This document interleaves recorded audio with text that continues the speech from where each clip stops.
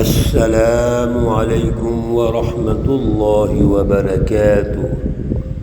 اعوذ باللہ من الشیطان الرجیم، بسم اللہ الرحمن الرحیم۔ فاصبر ان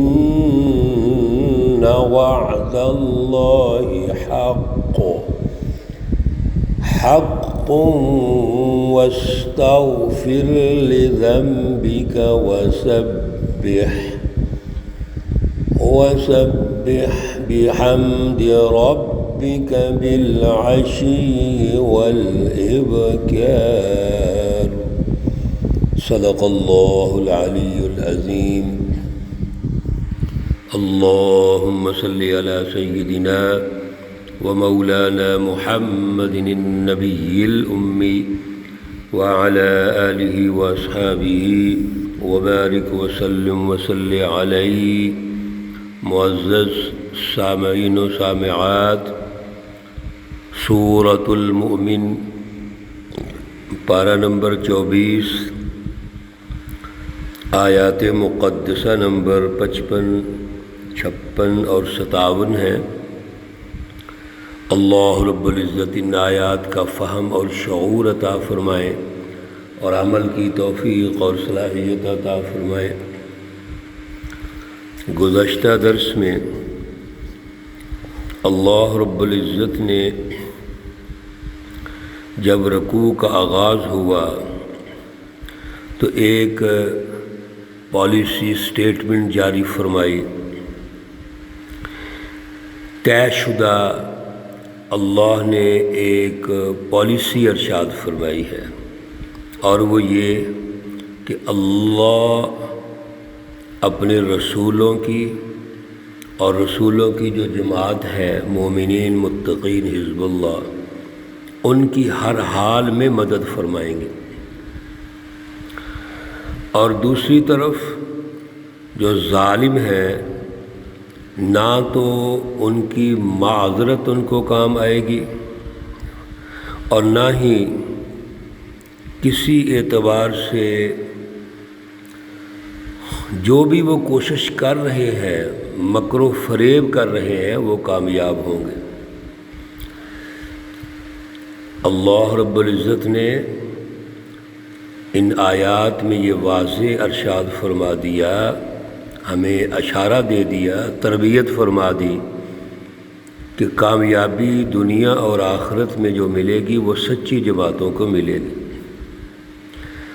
اب سچی جماعت کا تذکرہ حضرت موسیٰ علیہ السلام کے عنوان سے کر دیا کہ وہ موسیٰ علیہ السلام ہیں جن کو اللہ نے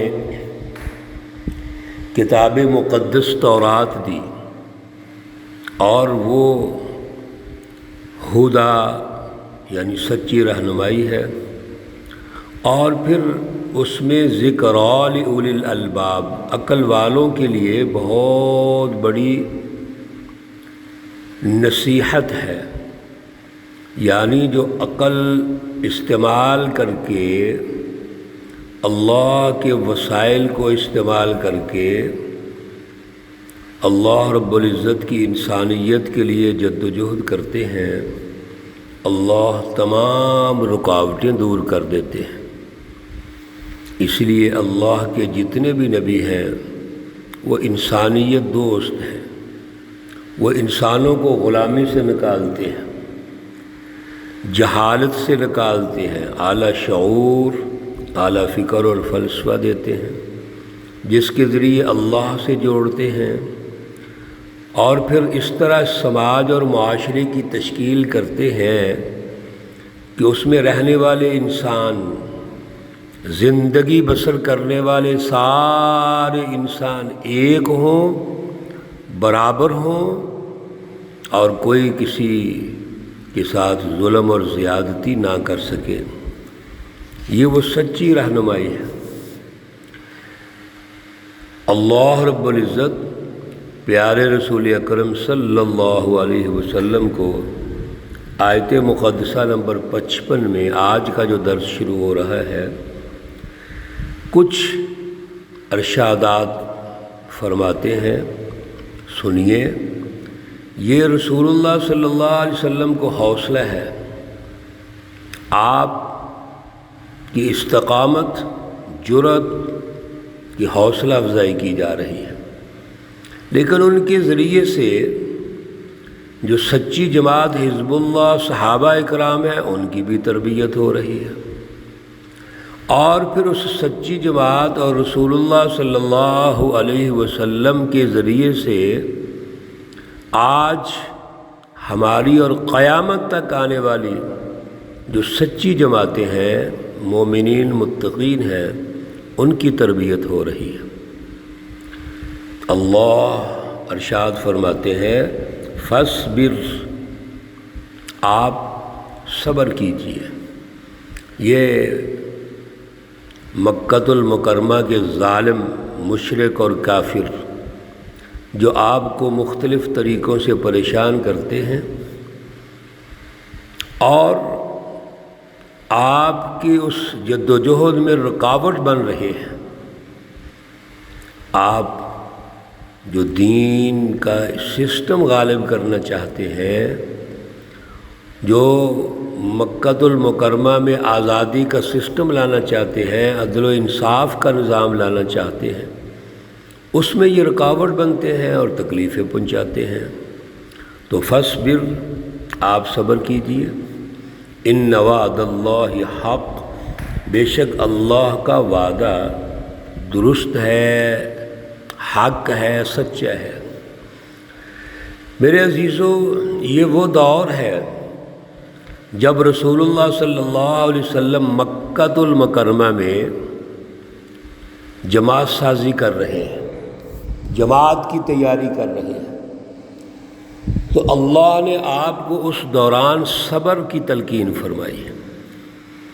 ایک بات، دوسری واستغفر لذنبک، اور اپنے گناہوں کی بخشش مانگو۔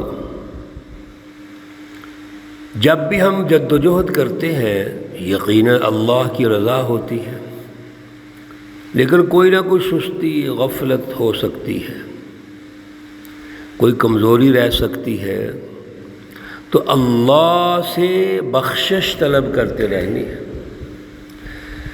میرے عزیزو، رسول اللہ صلی اللہ علیہ وسلم کے متعلق بہت ساری احادیث ہیں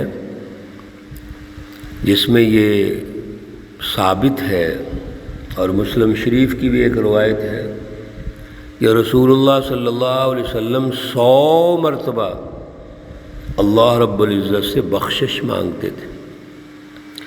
اور اگر پھر یہ جائزہ لیں کہ آپ کا تو ہر لمحہ اللہ سے جو ربط اور جوڑ کا تھا، اللہ سے رہنمائی لینے کا تھا، تو حضور صلی اللہ علیہ وسلم تو ہر وقت اللہ سے اپنے تعلق کو مضبوط کرنے کے لیے اللہ رب العزت سے بخشش مانگتے ہیں۔ لہذا ہمیں بھی ہمیشہ واستغفر لذنبک، اللہ رب العزت سے بخشش مانگنی ہے، اپنے گناہوں کو اس کے سامنے پیش کرنا ہے۔ وسبح بحمد ربک بالعشی والابکار، اور تسبیح بیان کرو اپنے رب کی تعریفیں، خوبیاں، بالعشی شام کو، والابکار اور صبح کے وقت۔ تیسرا کام یہ ہے سچی جماعت کا کہ وہ صبح اور شام اللہ رب العزت کی تعریف کریں، تسبیح و تقدیس بیان کریں۔ یہ 3 بنیادی کام صبر جماعت سازی کے دور میں ہے، اور بعد میں بھی اگر مشکلات آتی ہیں تو صبر۔ دوسرا، اللہ سے اپنے تعلق کو مضبوط کرنے کے لیے اللہ سے بخشش مانگو، اور صبح اور شام اللہ رب العزت کی تعریف، تقدیس، تحمید اور تسبیح بیان کرو، تاکہ اللہ رب العزت سے ہمارا تعلق مضبوط ہو، اعلیٰ ہو۔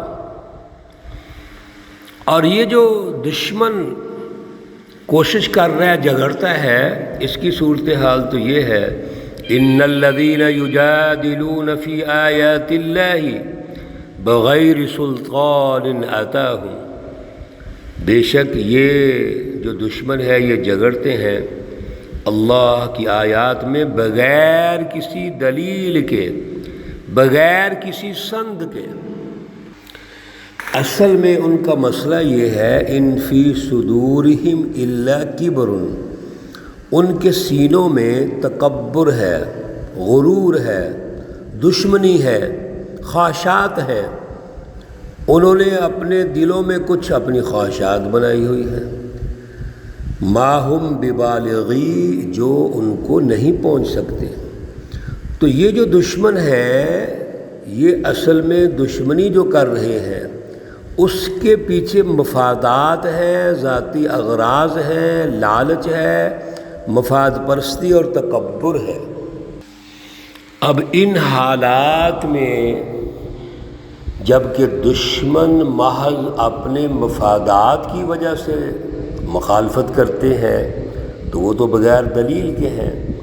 اب آپ ایسے کیجئے، فاستعذ باللہ، اللہ کی پناہ میں رہیے، اللہ رب العزت کے ساتھ اپنا تعلق مضبوط رکھیں تاکہ استقامت پیدا ہو، تاکہ ہم ان دشمنوں کی جو بلا مقصد مخالفت ہے اس کا مقابلہ کر سکیں۔ انہ هو السمیع البصیر، اللہ رب العزت کی ذات اقدس وہ ہے جو سنتے ہیں، دیکھتے ہیں، یعنی یہ سب کچھ اللہ کے علم میں ہے کہ ان کی دشمنی کے پیچھے ذاتی اغراض ہیں، ذاتی مفادات ہیں، اس لیے اللہ رب العزت ان کو ڈھیل دیتے ہیں۔ اور پھر اتنے کم عقل ہیں، یہ بھی غور نہیں کرتے، لخلق السماوات والارض، یہ زمینوں اور آسمان کی جو پیدائش ہے، پیدا کرنا ہے، اکبر، زیادہ بڑا ہے، من خلق الناس، لوگوں کی پیدائش سے۔ ایک طرف اللہ نے انسان جو ایک مخلوق ہے اس کو پیدا کیا، اور دوسری طرف پوری کائنات کو اللہ نے پیدا کیا ہوا ہے۔ پوری کائنات کو اللہ رب العزت نے اتنی خوبصورت انداز میں ایک سسٹم بنایا ہوا ہے، تو جب ساری کائنات کو اللہ پیدا کر سکتے ہیں تو کیا انسانوں کو نہیں کر سکتے؟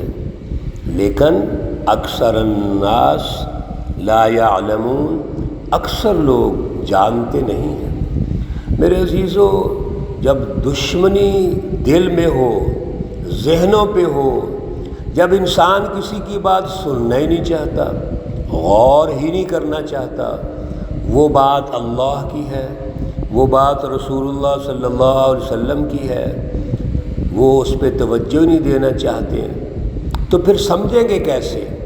اس لیے اللہ نے فرما دیا وَلَكِنَّ أَكْثَرَ النَّاسِ لَا يَعْلَمُونَ۔ اس لیے یاد رکھیے، علم اس وقت آتا ہے جب اس میں سمجھ ہو، جب اس میں شعور ہو۔ علم کا فائدہ تب ہے جب اس میں غور و فکر ہو۔ تو اللہ ہمیں اس علم کی طرف دعوت دیتے ہیں جس میں انسانی حقوق کی پاسداری ہے، جس میں دنیا اور آخرت کی ترقی ہے، جس میں ہم دوسروں کا فائدہ کریں، خیر خواہی کریں، جس میں اللہ کی پہچان ہو، اللہ سے تعلق مضبوط ہو۔ اللہ ہمیں توفیق عطا فرمائے۔ اللہ رب العزت تمام بیماروں کو شفائے کاملہ عاجلہ مستمرہ عطا فرمائے۔ اللہ رب العزت تمام مرحومین و مرحومات کو جنت الفردوس میں اعلیٰ مقام عطا فرمائے۔ ربنا تقبل منا انك انت السميع العليم وتب علينا انك انت التواب الرحيم، وصلى الله تعالى على النبي الأمي محمد وعلى آله وأصحابه أجمعين برحمتك يا أرحم الراحمين۔ السلام علیکم ورحمۃ اللہ وبرکاتہ۔